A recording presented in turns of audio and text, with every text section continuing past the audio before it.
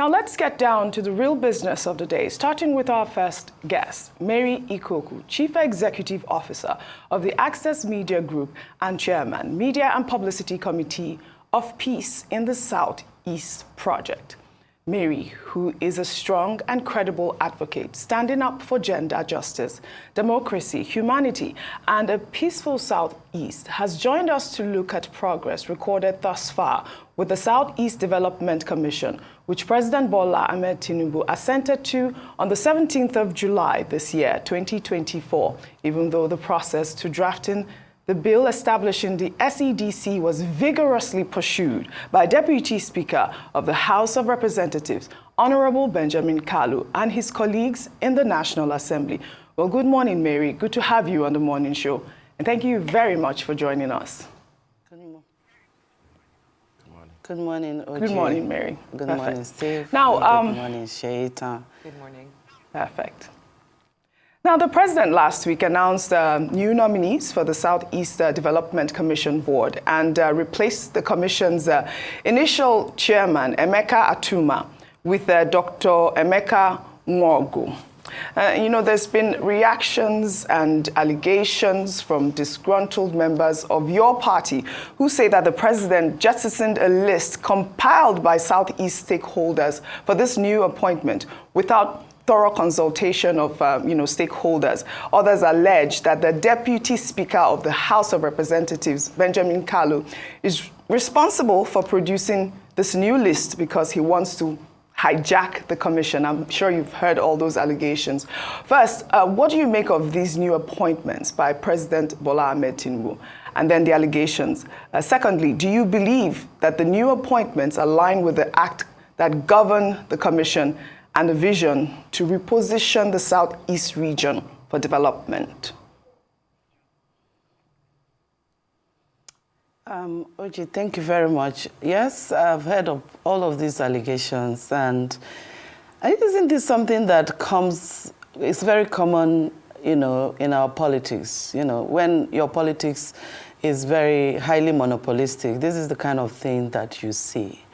It's always going to be, I no agree, you no agree. So, but there will always be a place of a middle point where we all have to have a good understanding of what is the need of the common man on the street, the people of the South, is what is important to them. And if we don't answer that question judiciously, we will have a problem in the Southeast. The problem will never abate.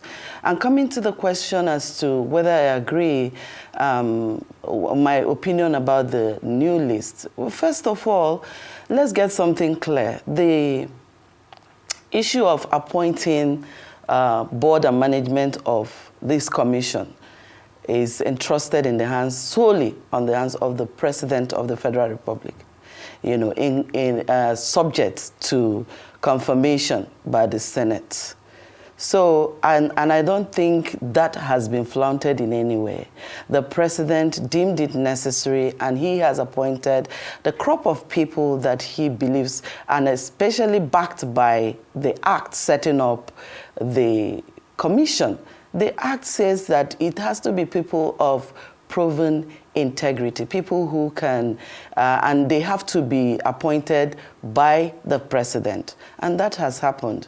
Now, if you said disgruntled members of my party, I don't know. I'm sure you refer to the chairman of our party, the APC Southeast chairman, who happens to be my big brother and somebody I have a lot of regard for. I don't think he will be called a disgruntled person, the much I know him.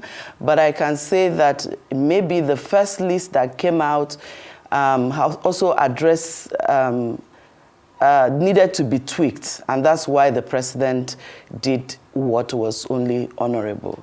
What should be paramount for us, what should be more important to us as Southeasterners is the list compliant with the act setting it up?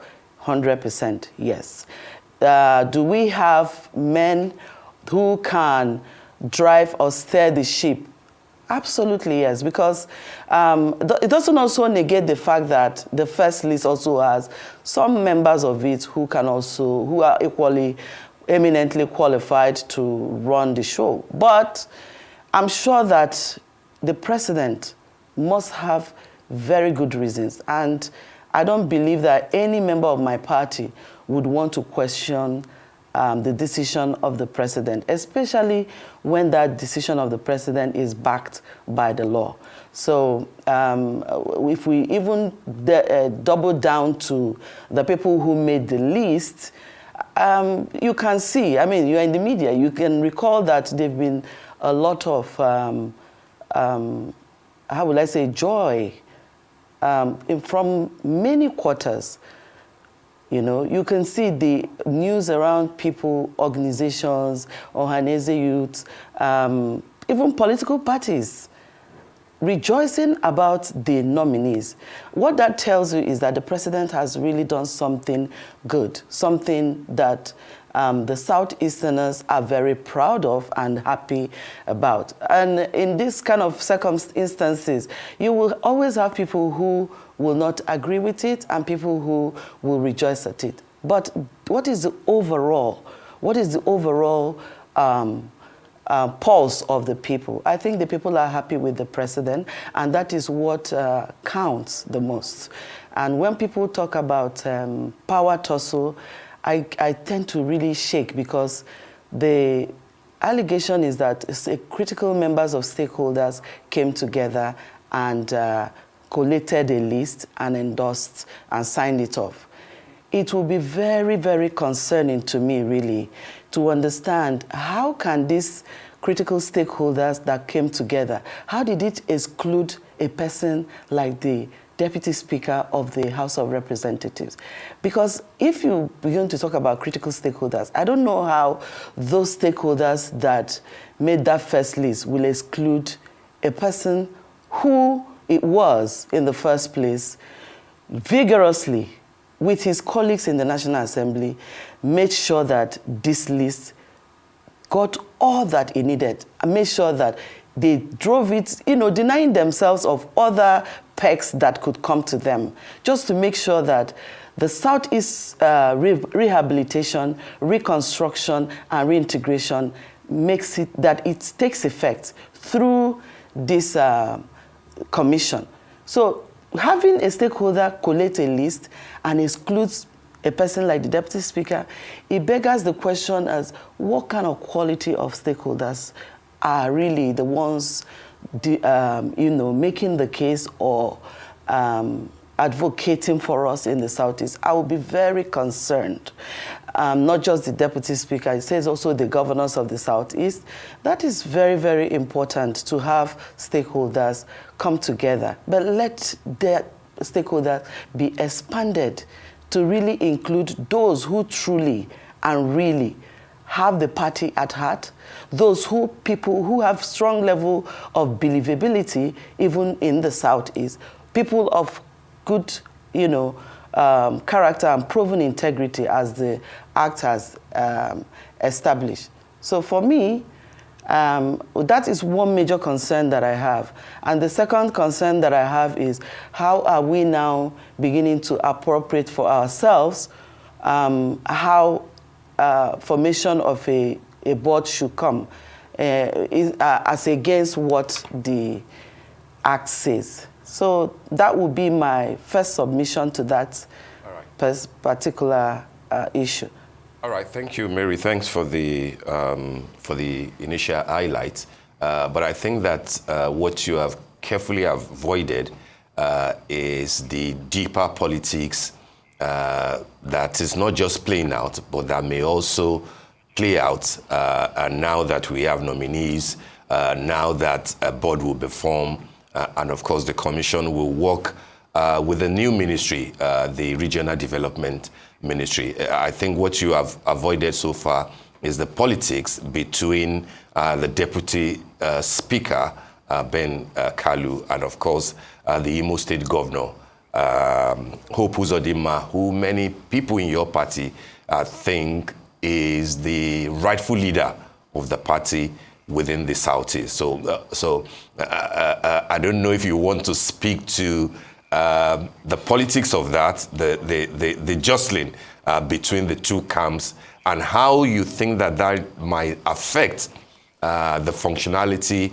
of the commission going forward. But in doing that, I would like you to review in totality. I mean, it's been 1 year since the president formed the Southeast Development Commission. But as I said earlier, this is a commission that will have to work with a new ministry. It's a new budget for 2025, and that budget will have to work with the Ministry of Regional Development. How do you think that the politics between these two important sons of Igbo land might affect the functions of this development commission going forward?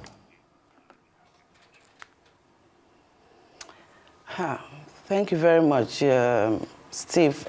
You know, the thing is that when I spoke earlier, I talked about how monopolistic nature of our political space.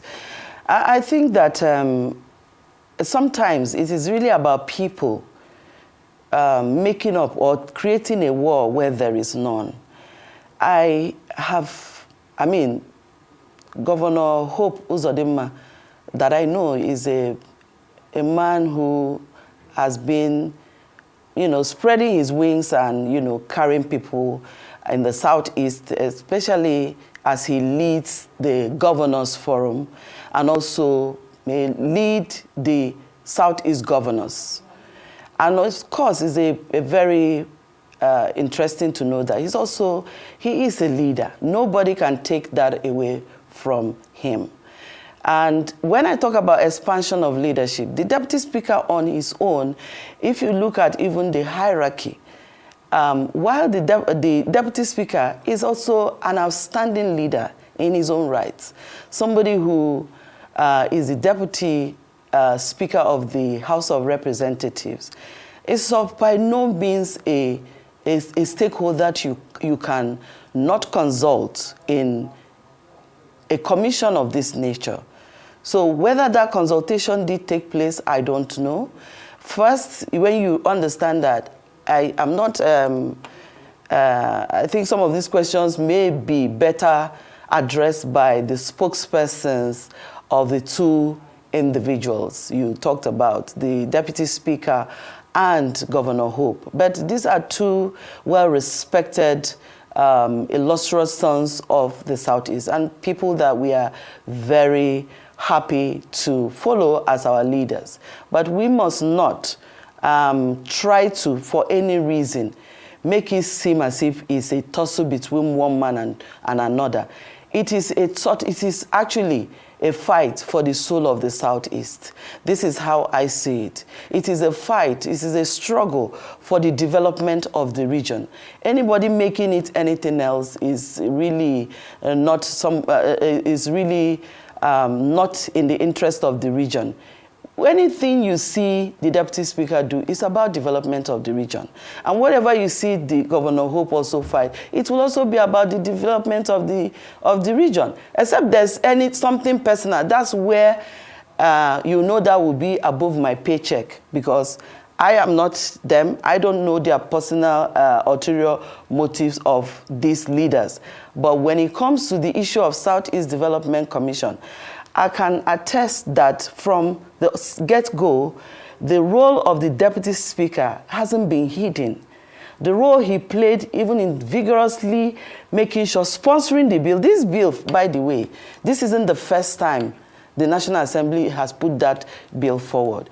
If you check, one of the members of the new nominees, Honorable Toby Okechukwu, was in the 9th National Assembly. He vigorously defended that bill, and he still didn't make it. He passed through, but the President, Muhammad Buhari, could not assent to it until this 10th Assembly, when Right Honorable Benjamin Okezekalu, CON, and his colleagues in the House of Representatives pursued this bill with everything in them to the point that it got assented by the President. I think we need to give honor to whom honor is due. I think we need to applaud those who have done the right thing, and that is the only way the Southeast would also make good progress. You can see now the board has people Toby Okechukwu may have canvassed for this vigorously when he was in the House. This time around, he didn't make it to the House.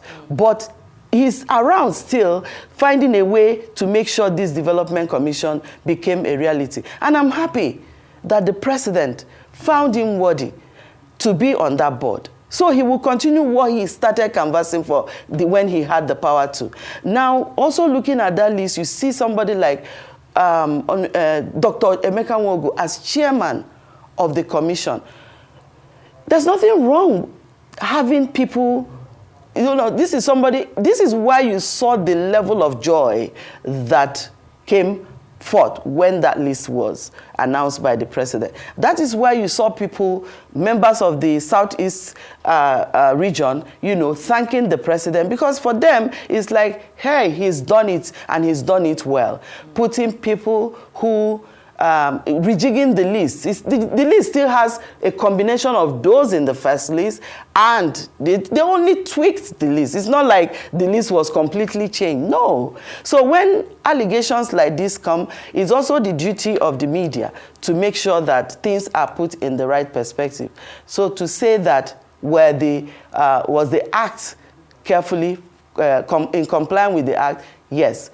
The people that are on the board, the nominees, are they qualified? Are they people of proven integrity? Yes. Have this list been manipulated? Well, anybody that says it's manipulated would be saying that the president is not capable of making decision on what concerns the Southeast, or that the people of the Southeast cannot take control of their region and make sure that the best of the Southeast are on the board. The only knack I have about that list, which I have made clear to anybody who cared to listen, is the fact that that list did not have one woman from that region that could be on the board of Southeast Development Commission. Because I believe that the development of the Southeast, you will need both men and women from the region. So whether even the first list or the second list, none of those lists had any woman from the region on the board. So I am hoping that when they are now recruiting for the actual work of that commission, that they need to look inwards and ensure that more women are brought on board, women from the region, because it will also take, the women bring something to the table, fresh pair of eyes to the job. And if you don't utilize the potentials and the talents of women of the Southeast in that commission, it will not be very good. So that's one downside, one part that I personally have concern about. But the list as it is, top notch. I love the computation, and it has covered the spread of the Southeast. It has the MD, according to the Act, the MD, the leadership, that's chairman and managing director, will be rotational, starting from states in alphabetical order. That's what the Act says. And it should have 5 executive directors from each of the states in the Southeast. That's what the Act says. And the bill as it is today, it has 5 executive directors from each of the 5 states in the Southeast. It also has the chairman from Abia State, starting from, which is Abia, alphabetical order, in the person of Dr.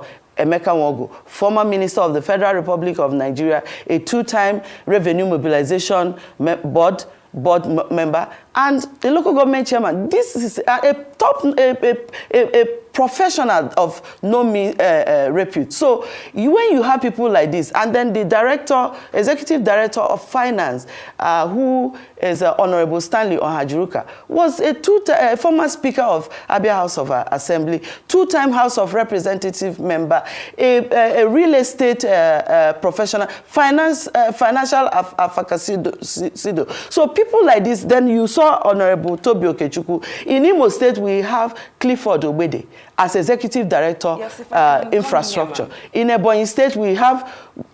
Yes, if I can come in here, just Ebonyi State, we have Executive Director. Yes, Yeah. and I definitely I appreciate your submissions this morning, and you've definitely highlighted something about the list that stands out, which is the lack of any female members on there on the Southeast Development Commission. But there are concerns about continuity. When we talk about Dr. Emeka Ogu now at the helm as chairman, you've of course touched on the fact that he's quite qualified, along with the other new appointments. When we look at frequent leadership changes in development boards such as this, some can argue that it sometimes disrupts continuity and planning. So I wonder if you think this reshuffling could slow down the commission's work, or do you see it as an opportunity to inject fresh ideas and momentum into its initiatives? And then on the flip end of that question, just because you have hammered on continuously about the focus being a development in the region, when we talk about measuring success, rightfully, like my colleagues here said, it's a year into its establishment. What should the key performance indicators, what should be the KPIs be for the SEDC? How can we track and measure the Commission's progress in fulfilling its mandate?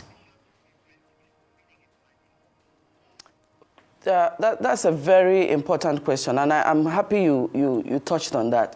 The thing is that when you set up a commission like this, of course they will go through the teething problem phases. Now they will have to get an office set up properly, and then these new members will still have to go to the Senate. They haven't been confirmed by the Senate. They will still have to face the Senate for their confirmation. So if in the event that all of them get confirmed, they at the Senate floor, I believe they are going to reel out what they will be doing, how they hope to achieve the set goals, because the Southeast Development Commission also have areas of interventions. It's an intervention program, if you like, call it, a special purpose vehicle. Every governor of the region have their blueprint on what they want to do for their individual states. But now this commission is what you will call an intervention program, a special purpose vehicle that drives development for that region. What will happen now is that it is in the area of building critical infrastructure. If it is to build the networking rail within the Southeast corridors, whether it is human development you want to do or investing in agriculture, these are things that the commission has stipulated for the commission. Now the act has stipulated for the commission. So it behoves on the board to take that paper and ensure that, because that's where their KPIs will be measured, there will be enough adequate monitoring and evaluation. You can trust me that if they are not working to develop the Southeast, I'll be here to scream. I've never shied away from holding anyone accountable. And also to say that their KPIs will be that we look at the act setting it up and the specific areas of intervention that are expected from the commission, and see how they are able to implement them. And this implementation is also looking at the judicious use of the allocation made to that commission is one, financing. And then secondly, it is the thoroughness of the implementation. How much transparency goes into the process of even engaging contractors for some of the projects of the commission. And also, when the oversight function, of course, will be there, because there's also where the National Assembly is going to have chairman, Southeast Development Commission, chairman, Northwest Development Commission, and committees like that will be in National Assembly. So there will be levels of oversight, not just the Southeast people holding them accountable, but also the National Assembly House Committee on these regional development commissions they would have to answer to them. But not to say also that if you look at the MD, the managing director of the commission, it's something that should make every one of us proud. A multi-skilled, vibrant young Okoye, who has been, I think he was commissioner in Anambra State at the age of 25 or so.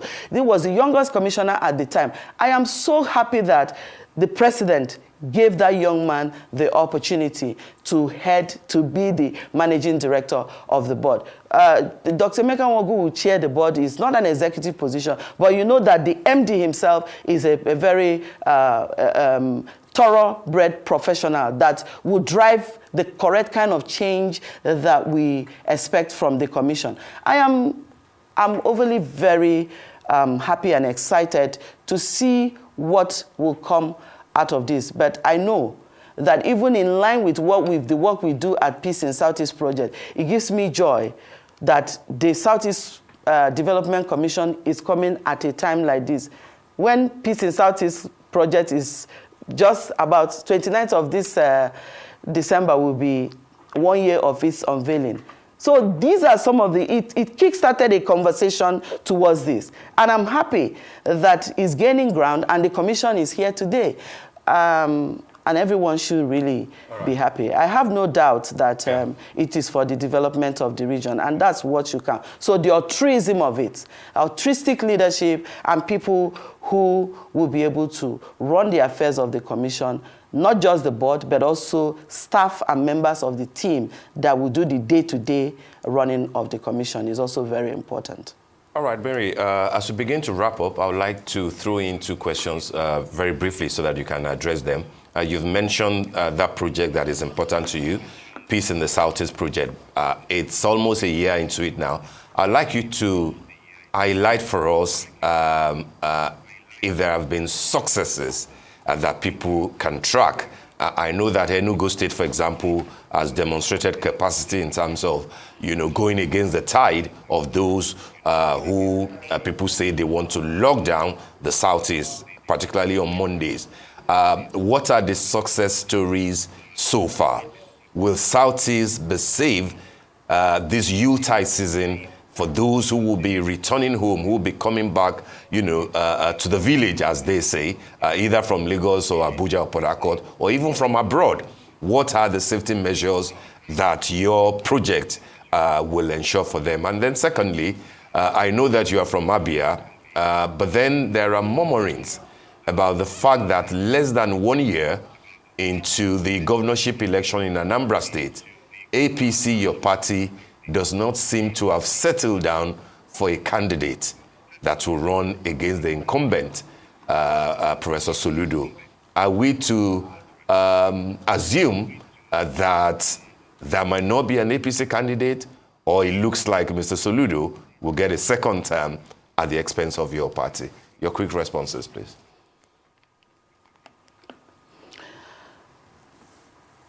The issue of, let me start with the last one. The last one about Anambra State election and what my party, the chances of my party getting a governor of Anambra State. It leaves a very sad taste in my mouth, especially when I think of a very wonderful brother who passed on, Ifanyoba of blessed memory, distinguished Senator Ifanyoba of blessed memory. He was one strong candidate. In a short time, he joined APC. He showed formidable strength and galvanized the party to a point that I believe that the sitting governor, Professor Charles Soludo, was almost fidgeting. He was like Soludo's nightmare, if I must say. And his death was a rude shock on our party because he had a very great chance of taking that state, winning that election. He was loved by all, respected by many, the young people, the old, everyone loved Ifanyoba, and there was so much belief in him. Now, coming to what are the chances of our party, I think it's too early in the day to discuss who will be, but the world leaves no vacuum. So it's a hard decision the party will have to make, but my own opinion is to say that maybe if there's no man, another Ifanyoba kind of figure within the party, maybe they need to look towards the women of the state in Anambra State, because I know there are a few women from that state that are also equally very strong and competent and will be able to drive change in the state. Somebody like Stella Odua, somebody like Senator Uche Kunife is in our party, is a member of the APC. And there are also men within the party that can win election in the state. So it's not yet. It's not over for APC in Anambra State. There are great chances of APC winning the election in Anambra State. But the most important thing is that the party must ensure that there is internal democracy where there is a transparent process at electing at the primary level to make sure that the right candidate emerges, because that's the only time you will have a harmonized harmony within the party members to support whoever the party puts forward to win the election. If it is not transparent, it causes disaffection, and a lot of anti-party activities can happen. That's one on the one side. And then coming to the issue of Peace in Southeast project, the gains and what we've done. First of all, Peace in Southeast is a non-governmental organization, and is a multi-focus NGO that uses a non-kinetic approach to solving the insecurity problem in Nigeria. Is it gaining ground? One year later, we've done quite. We will beat our chest to say we've done well 1 year later. I think maybe after a while, I had if you check in the media, there are quite a lot of things. Even in the last week, we did with the Peace Fund. We've created some initiative under the Peace in Southeast project. First, we addressed the issue of food insecurity in the region, where we marshaled out and donated a lot of foodstuff, different array of foodstuff, to local communities in the Southeast. That initiative is called the Food for Peace Initiative. It was the first intervention we did in the region. The second intervention we did the ICT with the NIGECOMSAT, a partnership with NIGECOMSAT to build IT hubs in 5 states in the different locations in the region. But that IT hubs is something that will take youth out of any kind of shady activities. It also will empower them and create job employment for them. Besides that, there's also a 1 billion grant that Peace in Southeast is about to launch, which is giving ₦1 million to 20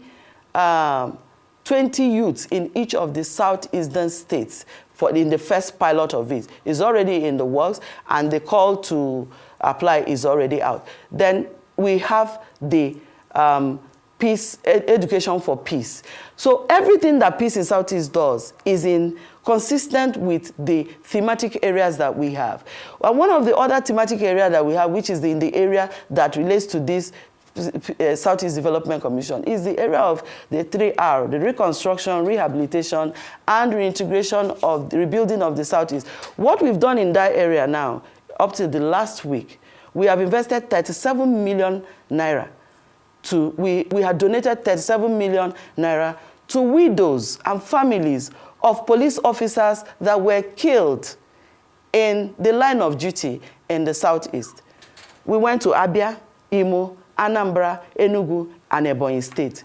And in each of those states, each of the widows are given. Abia, we intervened in 5 widows, and another 14 widows that came to support the 5 whose husbands were killed recently within the month of June to date. Those widows, 14, we gave them foodstuff, about 80 bags of the 10 kg rice, and then the 5 were given 1 million naira each. In Ebonyi State, in Imo State, 10 widows were supported with 1 million each. That's 10 million, and 20 bags of this rice for each of them, another food supply condiment. The same thing across the state. Ebonyi 3, Anambra 6, and then Enugu 3. So a total of 37 million naira has been done in the last 3 weeks. But just to say that under the Peace Fund initiative, that fund came when, if you recall, the killing of 5 soldiers in Asa, Abia State. When that incident happened, the Deputy Speaker, all of us went to Aba to commiserate with the families of those soldiers. It was a spontaneous, when the Deputy Speaker had a first-hand experience with what the life of the wives of these fallen soldiers looked like. He said he had compassion on them. He said, wife of our military should not look this way. And it was when that donation of 2 million each was done to those women, even the mother of one of them was there. But at the end of the day, he said, we need a more sustainable approach to this. And that was how Peace Fund was initiated in May 30th this year. Well done. From June, all right. all our intervention is from June. And now, what we have going for us at the Peace Fund level is to say that these monies were donated by ordinary Nigerians. All right. You won't believe it. It is just us donating our resources, and then the Deputy Speaker said, call all your friends. And we all bring out our phones, and we're calling our friends from all across the country, and people were donating. And I want to use this opportunity to say big thank you to everyone who has donated to the Peace Fund, and to say, please go to our website, peacefund.ng, and donate so that we can reach out to more families of our fallen heroes. Mary Ikoku, you have been doing excellent. I'd like to thank you very much for joining us on the morning show. Before I let you go, I know that you did run for the House of Representatives before, and I'd like to know if you've jettisoned that ambition really quickly before we wrap up. Are you going to continue to run? I mean, I love the fact that you pointed out that the list of nominees by President Bola Ahmed Tinubu does not have a woman. I mean, as a gender advocate, it's great that you are able to point that out as well. Yeah. So it would be nice, wider consultation. Would you continue to run for the House of Representatives? It's a yes. I'm actually Perfect. On that. Perfect. And then the list actually has one woman, but that woman is from the Southwest. Okay. There's a woman on the board, but from the Southwest. It's not enough. 35% is the barest, the minimum. Is the minimum. We need more. We need yes. more. Well, and my run for office still stands. Perfect. And I'm planning towards my run for office in 2027. I wish you good luck. Well done with everything that you have been doing so far. Thank you very much for joining us in today.